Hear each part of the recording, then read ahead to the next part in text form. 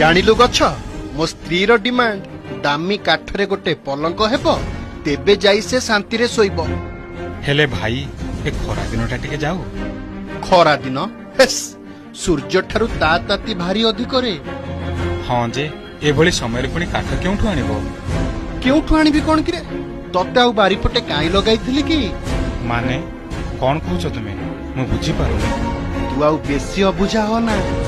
ବହୁ ଆରାମ କଲୁ, ଏଥର ତୋର ସମୟ ଆସିଗଲା। ଭାଇ, କଣ ମତେ କାଟିଦେବ? ତତେ କାଟିବିନି ତ ଆଉ ମୋ ସ୍ତ୍ରୀ କଣ ମୁଣ୍ଡରେ ଶୋଇବ? ଏଥର ରେଡି ହେଇଯା ମରିବାକୁ।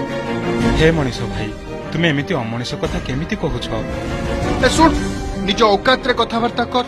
ତୁ ଗଛ ହୋଇ ମଣିଷକୁ ପରାମର୍ଶ ଦେବୁ? ଭାଇରେ, ମତେ ସିନା ନିଜ ସ୍ୱାର୍ଥ ପାଇଁ ମାରିଦେବୁ, ହେଲେ ପରିବେଶର କଥା ଟିକେ ଭାବ ତ।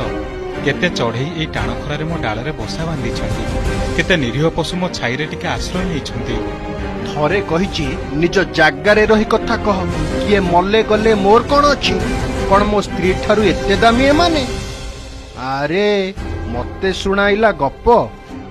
ମଣିଷ ଭାଇ, ମୁଁ ମାନୁଛି ତୁମେ ମତେ ଲଗାଇଥିଲ, ବଞ୍ଚାଇଥିଲ। ଏବେ ମୋ ଜୀବନ ବି ନେଇଯାଅ, ମୁଁ କିଛି କରିପାରିବିନି।